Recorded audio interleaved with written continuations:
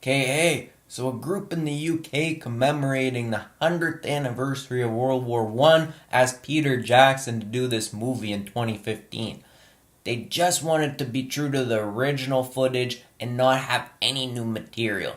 And he didn't get any money for it. His grandfather fought in the war, and his father told him about his grandfather's war stories. So he was interested and he dedicated this to him.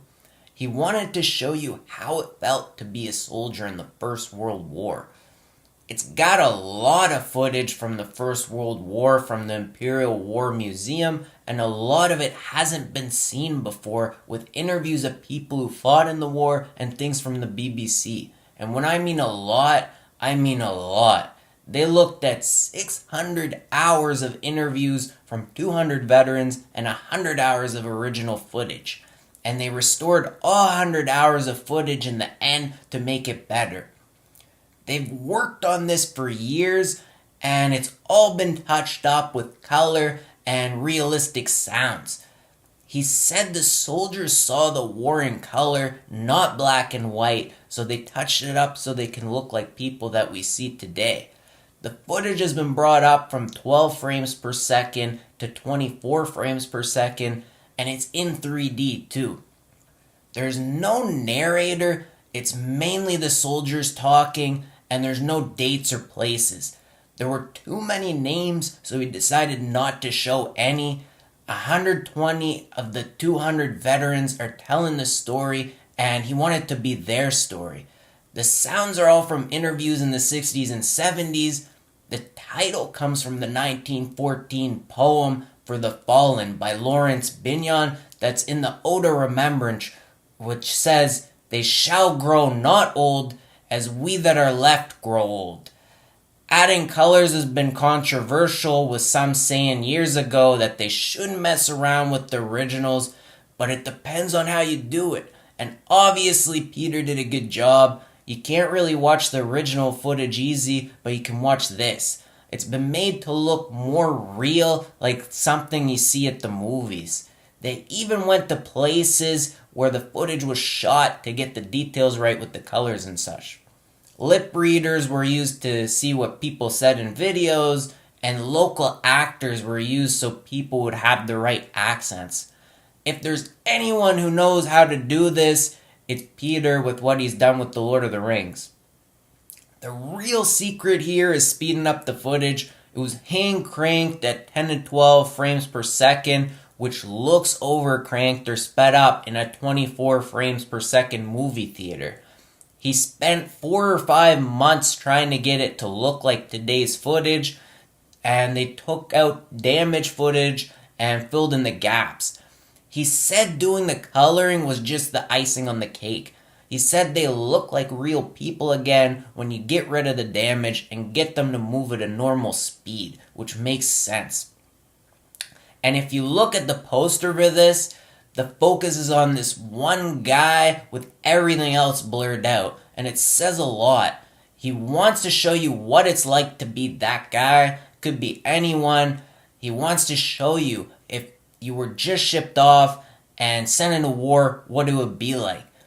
And we don't just get one guy, we get a lot of guys so you can see firsthand what everyone experiences. They talk about uniforms not fitting right, marches that would give them blisters on their feet, drinking water from gas cans, rations, accommodations, the open air washrooms, and using hot water from machine guns to make tea. And I think they even use their tea to shave.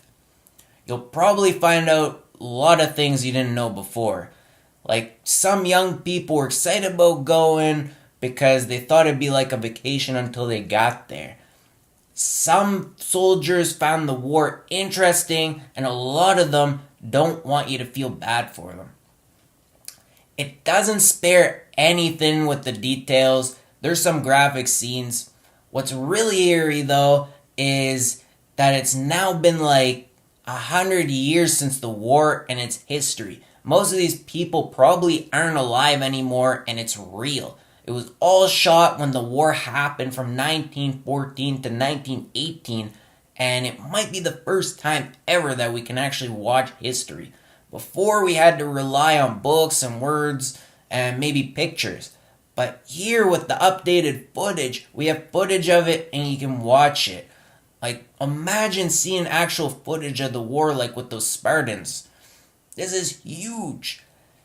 As for what's going on with the war, the movie doesn't dive into it. You can argue that they messed around with the footage. There's not many details here of what happened with the war and why they even went to war. There's only one point of view here with the British, and maybe there could have been more of a story here than just personal accounts. It's had a strange release. It was in theaters in the UK and at the BFI London Film Festival in October. In November, it was aired on BBC Two for the 100th anniversary of the First World War. It was sent to high schools across the UK. It came out in a few theaters in the US in December. And finally, here we have it in February. It's amazing how hard it was to release this. We might see another movie. There was so much footage that he said he could probably make 7 or 8 films with the 100 hours of footage. So he put aside this footage from the Air Force, Navy, Gallipoli campaign, and women working in UK factories. So the material's there, and maybe we get some more. This won't be at the Oscars because they missed the October 1st filing deadline, and since it's a 2018 movie, it won't be at the 2020 Oscars either, which is crazy because some people are calling it one of the best movies of the year.